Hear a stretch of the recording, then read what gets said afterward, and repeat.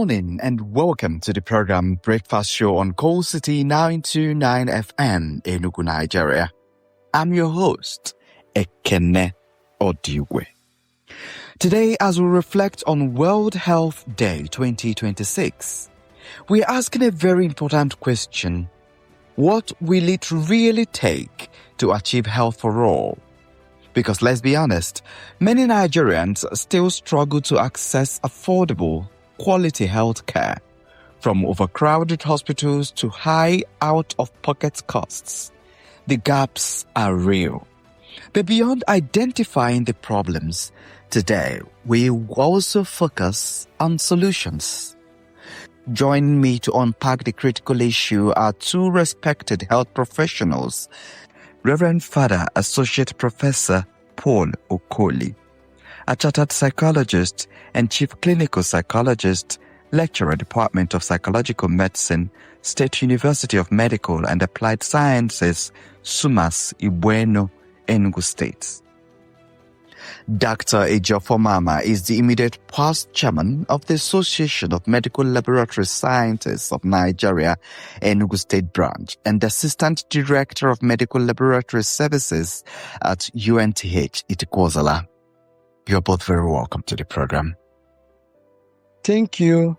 I am happy to be part of this discussion. Thank you so much, my uncle, for having me. Let's begin with, when we hear health for all, it sounds ideal, like a promise. But in reality, access to healthcare still depends on where you live, how much you earn, and even who you know. Reverend Dr. Okoli, from a public health perspective, what does health for all truly mean, and how far are we from achieving it in Nigeria?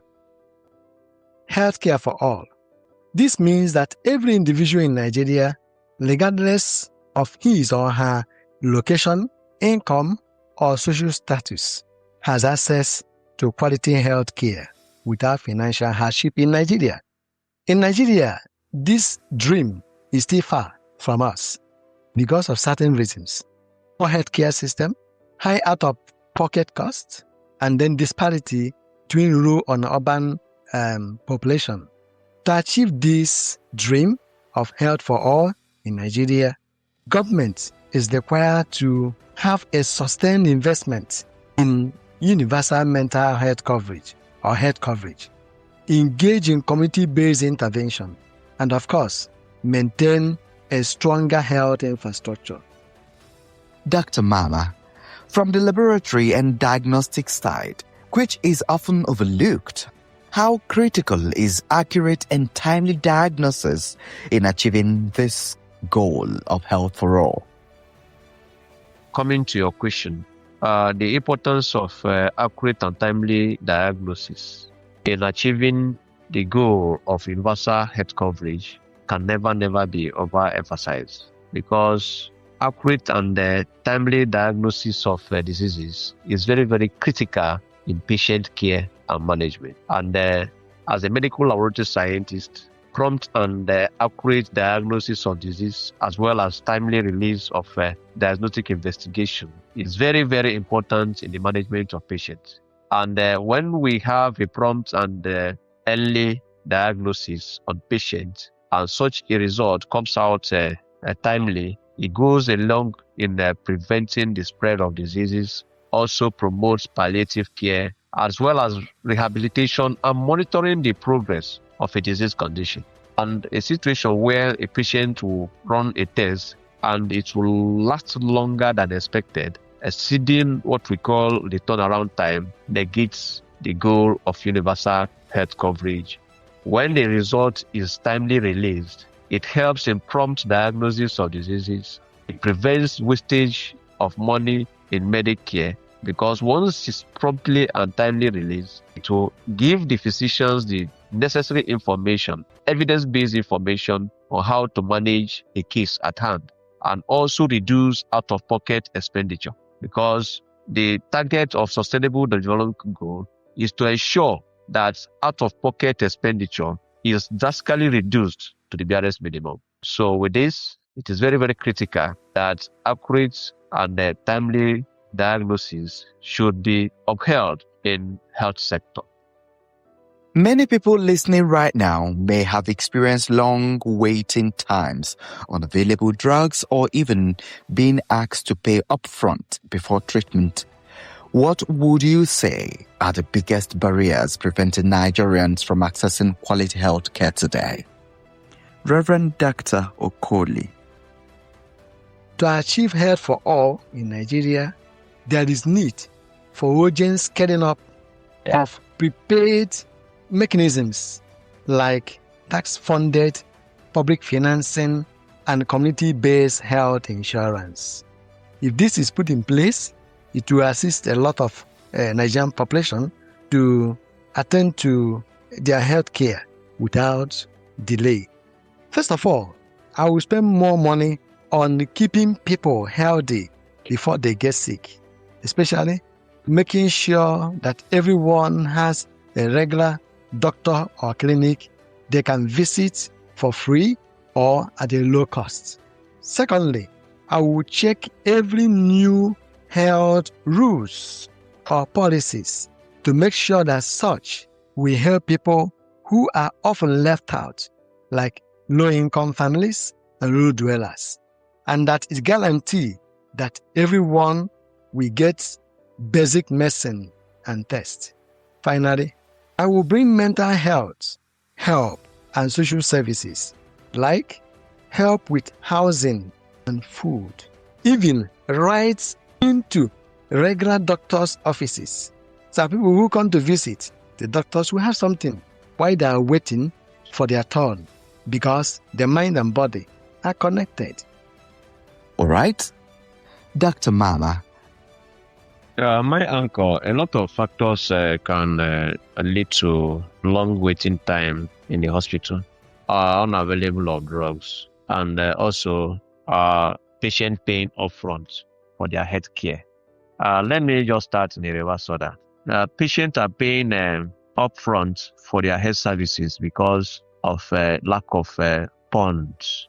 The government, regardless of the fact that annually the annual budget increases, the amount allocated for health also increases, but it doesn't reflect the requirements of World Health Organization as agreed by the African Heads of States in 2001 at Abuja, which is popularly known as the Abuja Declaration, where the African Heads of States resolved that annually at least 15% of annual budget should be allocated to health. Since that 2001 till now, this is 25 years, Nigeria has not got anything close to 8%. Every year, we look at the chunk of money released without getting it to the 15% agreed. Like, take for instance, this year 2026, the government's budget is, I think, roughly around 58.5 trillion naira. And now, how much was allocated to health? Less than 2.5 trillion naira was allocated to health, which falls below the World Health Organization. And with this will not be able to provide drugs in our shelves and also equipment that can release results timely and also give enough money to run the laboratory diagnosis, contain the incessant outage of lights in the hospital, which has already been dwindling the services of laboratory scientists in the hospital. So having said that, long waiting in the hospital will be attributed to lack of funds to run some essential services in the hospital. Take, for instance, delay in supply of light, delay in cost of reagents, as well as people living on daily basis, workload on members of staff, because normally reasonable number of medical lab scientists are leaving the country for greener pasture. Reverend Dr. Okoli. Let's talk about funding. Nigeria still relies heavily on out-of-pocket payments. How does this affect health outcomes, especially for vulnerable populations? Out-of-pocket payment, as a matter of fact, has remained the single biggest obstacle to health for all in Nigeria, because This factor or reality is forcing over 70% of Nigerian population to pay upfront for care they cannot afford. Again, weak primary health care system means that people who seek help, like essential drugs, staff to attend to them, often doesn't get them. The drugs are not there. Sometimes the staffs are not available. And as a matter of fact, this condition pushes these people into more expensive private or tertiary institutions. Lack of accountability and trust, from formal fee to disappearing of medication, prevents the system from learning and improving, leaving the cycle of poor access unbroken. Out-of-pocket payments force vulnerable Nigerians, like people with low-income, family, and rural dwellers, to delay or forgo care entirely, turning treatable conditions into crisis condition. And back to you, Dr. Mamah. In the lab system, are there challenges with equipment, manpower, infrastructure that affect the quality of care patients receive? In a laboratory system, we have areas of challenges ranging from equipment, manpower, infrastructure, some political bottlenecks, some political administrative policies that are really affecting laboratory services. Let's pick the equipment. Currently, we have advanced in technological development, and Nigeria is still far behind. I recall in 2019, when there was outbreak of COVID, we scarcely had any diagnosis center where these diseases could be diagnosed and then results gotten within the shortest time possible. It's only few health facilities that could diagnose COVID-19 and some other hemorrhagic fever those days. But when there was outbreak of COVID-19, Nigerian tried its best to ensure that they scaled up laboratory services. But since 2022, after the drastic reduction in the spread of COVID-19, we started falling back, started throwing away our guards, and also looking less on the importance of diagnosis. So equipment, we have a lot of state-of-the-art equipment that's supposed to be procured. But just as I said earlier, due to the dwindling fund, due to the minute amount of money, resources, fund released to the health sector, not all hospitals are able to procure this equipment. And also manpower, as I earlier stated, there's an increase in number of brain drain on daily basis, because as day breaks, a lot of people are leaving the country, including medical laboratory scientists, looking for a greener pasture. And even infrastructure. It's quite unfortunate that laboratory is always the last place the people who are constructing the hospitals or health facilities remember. So those are the things we are having. Currently in the National Assembly now, there is a bill to repeal the Medical Laboratory Science Act, which yours sincerely, among other people, are also fighting on daily basis to ensure that such a bill never pass through the National Assembly. Because if it does, it portends a doom to the health system in Nigeria, where a professional body will come in and try to lord himself over other regulatory bodies is not what we should allow in the country. All these things are challenges we are facing in the laboratory, and it's very, very important that the government pays its listening ear to these issues so that at the end of the day we'll have a quality health service delivery. It is clear that the challenges are both systematic and structural, but also deeply human in how they affect everyday lives. You're listening to Breakfast Show on Coal City 929 FM, Radio Nigeria, Enugu, and today on the program, we are reflecting on World Health Day. On the topic, Health for All, what needs to change in our system? I've been speaking with Reverend Father Associate Professor Paul Okoli, a chartered psychologist and chief clinical psychologist, lecturer, Department of Psychological Medicine, State University of Medical and Applied Sciences, SUMAS, Igbo-Eno, Enugu State. and Dr. Ejiofor Mamah, immediate past chairman of Association of Medical Laboratory Scientists of Nigeria, Enugu State Branch, and Assistant Director, Medical Laboratory Services, UNTH, Ituku, Ozalla. Remember, you can join us on coalcityfm929.net.ng. Now, let's move into solutions, because beyond the problems, people want to know what can actually change. Reverend Dr. Okoli, if you had the opportunity to influence health policy directly, what are the top changes you would prioritize to move us closer to health for all? Prioritize prevention will be my target, because prevention is better than cure. In this way, I will teach people or educate people on eating well, engaging in regular physical exercises, to maintain healthy sleep pattern or sleep hygiene, to keep up with screening and vaccines as the case may be. I will also engage in building community support network and local wellness group to share resources and health knowledge especially among the rural dwellers.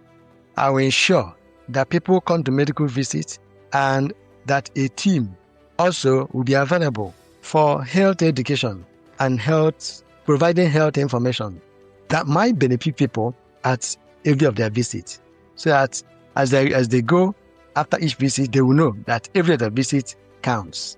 Thank you. What practical steps can be taken to strengthen laboratory services across Nigeria, Dr. Mamah, especially in rural and underserved areas? Thank you so much, my uncle, for this question, this pertinent question. And it's very apt that as we commemorate the World Health Day in this year, 2026, it's very, very important that we enumerate the practical steps that could be taken to strengthen laboratory services across Nigeria. First and foremost, the current bill in the National Assembly should be dropped, because the bill is antithetical to the progress of laboratory practice and other health professionals. When we have such a strong regulatory body, it will go a long way in formulating policies, developing programs that will bring enough manpower, well-trained professionals that could handle laboratory diagnosis in the health sector across all the 36 states in the Federation. And having the manpower is very, very essential. It is also good for us to equip our laboratory with the state-of-the-art equipment, so that whoever comes to the laboratory can easily have access to diagnostic investigations, and the results will be released timely and will be able to actualize the dream of World Health Organization to attain universal health, free health, less expensive care for all by year 2030. It's also very important for us to also have training and retraining of the laboratory scientists who are working in the teaching hospitals, in the private hospitals, and also people who are in the secondary hospitals. And in the end of the day, also make sure that the health centers, over 30,000 primary health centers in the country, should have a medical laboratory scientist, so that at the end of the day, we can have prompt and accurate diagnosis at the rural area, at the primary center level, so that people can have access to health care in rural area, remote areas in the states, and not only in Enugu State, but across the 36 states and the FCT. Healthcare is not just about systems. It is about people. The patient, the doctor, the lab scientist, everyone plays a role. And as we mark World Health Day, what can individuals and communities do to take more responsibility for their health, even within the current system? Reverend Dr. Okoli. Individuals can prioritize prevention by eating well, staying active, and getting regular checkups, while community can organize local health awareness drive and support groups.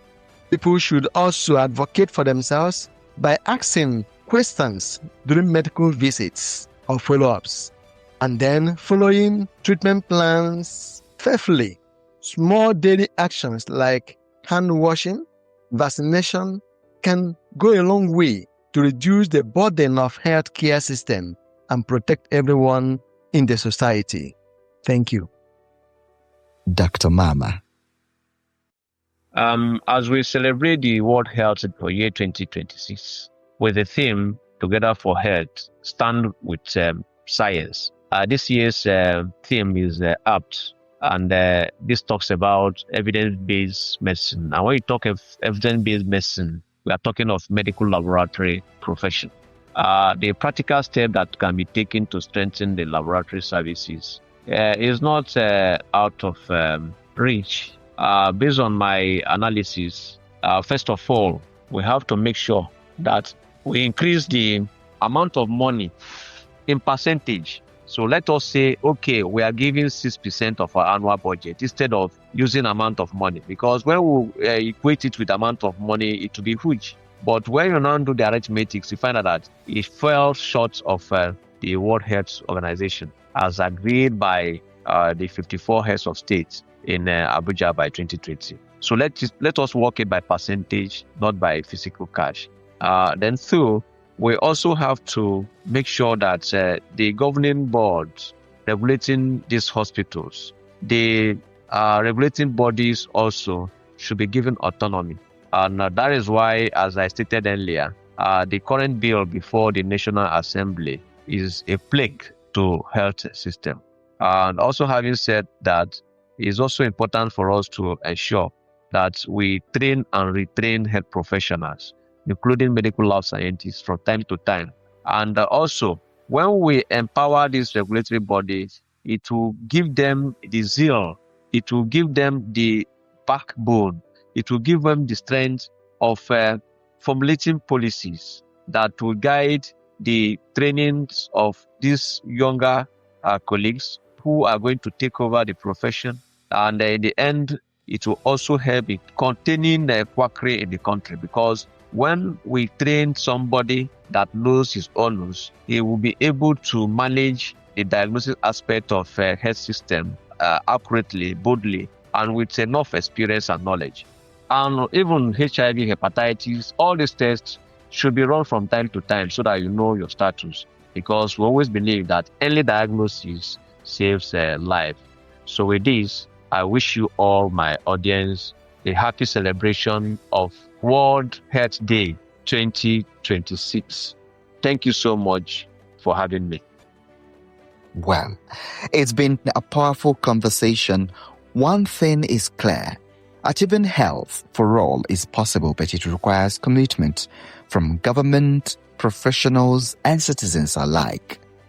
Better funding, stronger primary health care, improved diagnostics, and a people-oriented approach.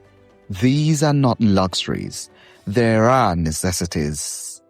Thank you so much, Reverend Father Associate Professor Paul Okoli, a chartered psychologist and chief clinical psychologist, lecturer, Department of Psychological Medicine, State University of Medical and Applied Sciences, SUMAS, Igbo-Eno, Enugu State, for joining us on the program. Dr. Ejiofor Mamah, the immediate past chairman of Association of Medical Laboratory Scientists of Nigeria, Enugu State Branch, and Assistant Director of Medical Laboratory Services, UNTH, Ituku, Ozalla. Thank you for your time and insights. And to a listener, remember, your health matters. Don't wait until it is urgent. Seek care early, ask questions, and stay informed. And that has been the size of our package today. Producer has been Jude Obu. Supervisor is General Manager Coal City FM, Kate Nebo. The Zonal Supervisor is the Deputy Director of Programs, Joy Obitilata. And the Executive Producer is the Zonal Director, FRCN, Enugu Zonal Station, Dr. Ikechukwu Eze. And my name is Ekene Odigwe. And this is The Breakfast Show on Coal City FM, Radio Nigeria, Enugu 929 FM. Good morning.